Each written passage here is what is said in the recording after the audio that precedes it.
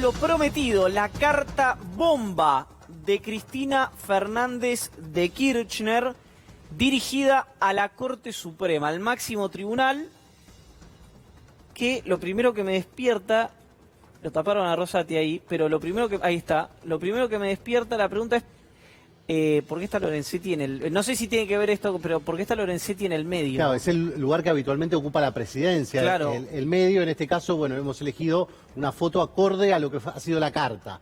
Porque si hay uno que fue castigado por la carta de Cristina Kirchner fue Ricardo Lorenzetti en su rol previo como presidente de la Corte Suprema, pero también por el posterior. Y vamos a desgranar un poquito, Dale. porque fue evidentemente la noticia de la semana, y esto a nivel político, ¿no? Porque ponía, digamos, mucho énfasis en algunas cuestiones. Pero me parece que si lo tuviese que graficar de una manera más llana, te diría, ¿viste cuando las series termina una temporada y se abre la puerta, en la escena final abre la puerta y aparece el personaje que va a guiar, digamos, el interrogante de la siguiente temporada, y vos decís, no, se cierra ahí y termina la temporada? Bueno, más o menos así podría graficar lo que significa esta carta de Cristina Kirchner, que por primera vez pone nombres y apellidos sin poner un solo nombre y apellido en la carta. ¿Se entiende? Porque no los menciona a los jueces de la Corte con sus nombres propios, salvo uno, Claro. Y deja entrever prácticamente lo que todo el mundo escuchaba off the record de las filas del oficialismo, cuál era la gran parte del problema que el sector, vamos a decir, del kirchnerismo en la coalición del gobierno identificaba como la máxima problemática dentro del ambiente judicial, que era la Corte Suprema. Finalmente poner en palabras esa cuestión y responsabilizarla directa y lisa y llanamente, no solo del lawfare, como que acá vamos a ver textual, la actuación del Poder Judicial representado por la Corte Suprema de Justicia de la Nación no hizo más que confirmar que fue desde allí donde se encabezó y se dirigió el proceso del lawfare, sino que le otorga la responsabilidad sobre la continuidad. ¿Qué quiere decir? Para Cristina Kirchner el lawfare no es algo que ocurrió, no es algo que solo es responsabilidad de Macri, sino que es responsabilidad de estos señores. Eso es básicamente lo que deja entrever en esta suerte de balance del primer año de gobierno, que en realidad es una introducción a lo que de verdad quería decir, que era efectivamente este mensaje durísimo contra la Corte Suprema. Ahora, ¿qué te dicen muchos? Que ahora hay que evaluar, hay que de alguna manera recalcular o medir cómo queda la relación. Yo te voy a decir, de lo que pude hablar durante estas últimas horas, después de publicada la carta y demás, en el cuarto piso del Palacio de Tribunales no están con un ánimo de contestarle, ni tampoco de subirse al ring de la pelea. ¿Por qué? Te hago un alto. ¿Cómo sería contestarle? Porque no hablan los jueces. No, hablan pero han hablado. Digamos, cuando ha habido temas institucionales, cuando ha habido referencias a algún ministro de la Corte, ha habido comunicados, ha habido menciones, ha habido hasta contestación con expedientes. Bueno, no parece ser el caso, te digo, no parece porque es una historia en desarrollo y como decimos, me parece que va a ser la apertura del 2021, no el cierre de este. Ahora va a cerrar y va a seguir todo igual. Vamos a ver qué pasa en el 2021 con la relación con la Corte. ¿Por qué? Porque los puentes de diálogo están dinamitados, porque el mensaje de Cristina también fue ordenador para la interna. ¿Por qué te digo para la interna? Porque obviamente había gente del oficialismo que entabla relación y vínculo y mantiene puentes de diálogo con vocalías de la Corte. Indistintamente de cuáles sean, no importan los nombres, no importa ni siquiera quiénes son los interlocutores. Pero acá tenés a la jefa, digamos, del sector más mayoritario de los votos diciéndote, ojo con esta gente. Y te lo señala incluso en manera despectiva algo que cayó muy mal en Córdoba, por ejemplo, que es la referencia a Juan Carlos Maqueda por el nombramiento de la presidencia interina de Dual. Digamos, él hoy por hoy es el juez más antiguo dentro de la Corte recordar Suprema. para la gente que no sabe. Hay en un párrafo que Cristina, digamos, no parece que ni si lo rescata ni que lo empuja a las vías del tren.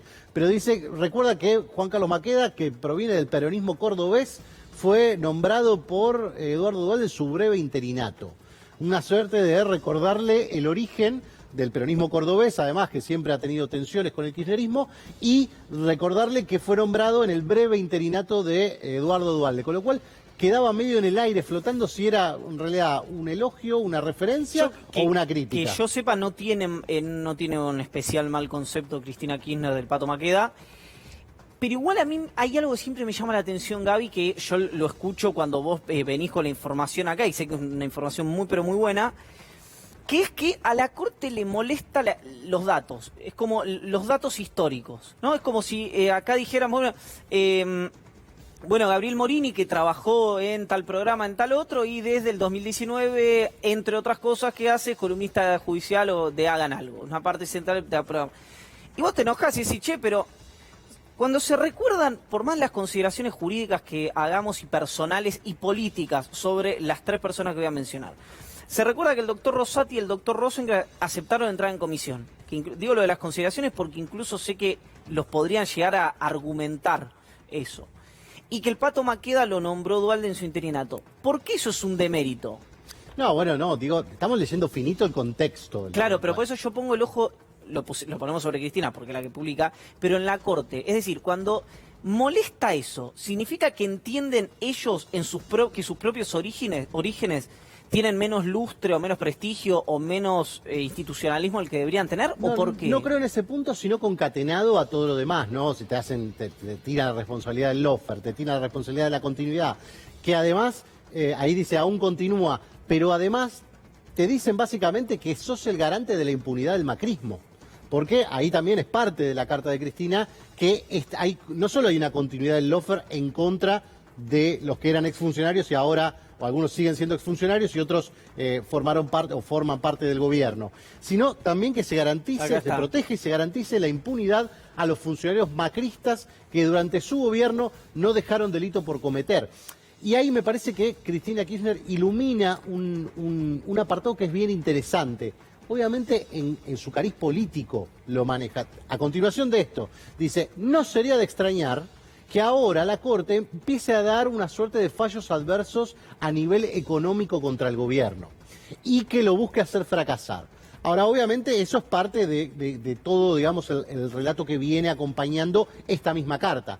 Ahora, cierto es que hay fallos económicos en puerta, pero hay fallos económicos que en realidad se demoraron en todo este año de pandemia y que en algún momento se van a tener que resolver.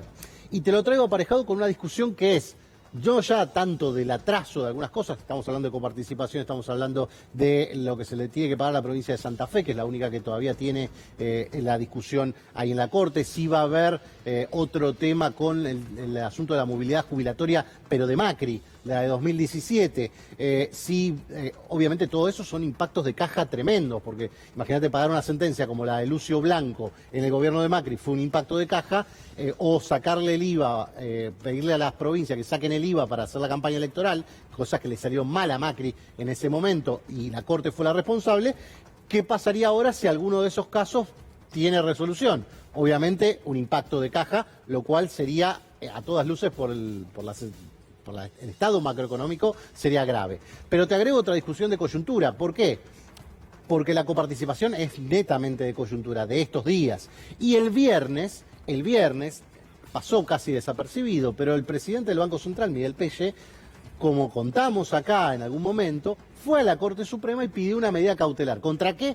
Contra el impuesto que se va a poner en vigencia el 1 de enero del año que viene y que tiene que ver con la ley tarifaria de la Ciudad de Buenos Aires y con este impuesto esta quita de exención, para hablarlo en términos concretos, a los ingresos brutos que tenían los pases entre bancos y las LELIQs.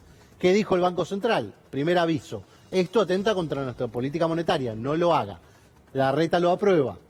Va a entrar en vigencia, la Reta dice, a mí me sacan los fondos de coparticipación, yo saco impuestos de donde puedo. Lo voy a hacer. Si la Corte falla a mi favor, no lo hago. La Corte mira, no dice absolutamente nada. ¿Qué es lo que hace Pelle entonces ante la urgencia? Va y se presenta. Pide una medida cautelar urgente, ¿para qué? Para que no se empiecen a gravar los pases y las LELIQ con ingresos brutos, porque dice atenta contra la política monetaria. Ahora bien, es una discusión bien difícil y tiene antecedentes, pero esto también lo va a recibir la Corte. ¿Qué puede llegar a ocurrir con la discusión de coparticipación? Es una discusión económica, pero muy importante, ¿eh? Totalmente. Porque además, donde mires para un lado o para el otro, va a estar beneficiando a uno y a otro sector. Algunos decían que lo ideal hubiese sido que un banco, ya sea público o privado, se presente en el expediente y pida la competencia originaria de la Corte contra este impuesto de la Ciudad de Buenos Aires y cite al Banco Central como tercero interesado. De esa manera juntabas como masa crítica voluntades, para discutir esta cuestión. muy complejo, pero te digo, va a ser la discusión que tengamos de aquí en adelante, porque es una discusión netamente de dinero. Gaby, si yo mal no recuerdo, que nos quedan 2 minutitos, pero Cristina sugiere o lo dice abiertamente en la carta que uno de los jueces fue el hacedor, lo dice De la Cristina. doctrina del Lawfare. Sí. Sí, De las prisiones preventivas. ¿Lo dice en la carta? De las prisiones preventivas, lo menciona en la carta y menciona algo más. Menciona, dando a entender que fue Ricardo Lorenzetti, el que citó a jueces federales y les dijo que iban a tener plena ratificación de todas las instancias a las decisiones que tuviesen contra exfuncionarios. Digamos, ha sido de lo más explícita posible la ¿Es cierto eso? No sé si lo de la reunión, lo que fue Lorenzetti el autor intelectual de la doctrina Irursum, por decirlo de alguna manera. La verdad que no hay un elemento técnico como para confirmar eso. Ha sido elemento de Radio Pasillo. Lo cierto es que vos tenés uno solo que le puso la firma, y es Martín Irursum. No, aparte le puso el apellido. Le puso el apellido y va a quedar a la posteridad con eso, me da la impresión, a pesar de que hoy está medio retirado, retirado en el digo de la exposición, sí. En términos generales, pero el dato es que Cristina se responsable a la Corte del lawfare y de su continuidad y de la impunidad de los funcionarios macristas. No a Comodoro Pi, a la Corte Suprema. ¿Qué va a hacer la Corte ahora? Bueno, varios pronósticos, no va a la guerra. Punto uno, porque vas a ver análisis que van a decir, no, va a la guerra, choque de planetas. Bueno, por ahora no pasa eso. ¿Qué va a pasar si el mensaje es, ¿nos vamos a sentar a hablar o esto va a seguir así? Me parece que la impresión a futuro y a la agenda del 2021 va a haber que reconstruir de alguna forma cierto diálogo, porque si no vamos a tener estos episodios con muchísima frecuencia. Ahora, el presidente recoge el guante, hace suya alguna de las palabras, no todas, y algunos de los conceptos, no todos. ¿Esto qué quiere decir? ¿Va a haber juicio político contra los jueces de la Corte? Primera definición a la que hay que tomar. Pedido, ni siquiera estamos diciendo juicio político, no. Sí. Pedido, ¿va a haber alguna de estas? No. ¿Dónde pueden venir los cambios? Atentos a algún dato de la comisión de notables, la comisión de juristas que charlábamos con Gil Domínguez. Quizás algunos de los elementos puedan ir para ese lado. Un elemento importante puede ser la administración de los fondos. Te lo dejo así picando. Puede tener más capítulos. Esto, como decimos, no es el principio de algo, es el final de la temporada. Va a venir mucho más para adelante. Bueno, y tenemos al guionista casi, acá. O no al guionista, pero seguramente... Soy un mero espectador. Un espectador, pero que lo cuenta muy bien. ¿Quién era? Ay, te iba a hacer un chiste y me olvidé que lo contaba. Pero no hay más tiempo, me dice Leandro Gabriele Morini. Así que nos tenemos que ir. Domingo que viene, bueno, vamos a tener más de esto seguro, porque promete tener más capítulos en el enfrentamiento del gobierno con la Corte o con un sector del Poder Judicial. Muy gentil.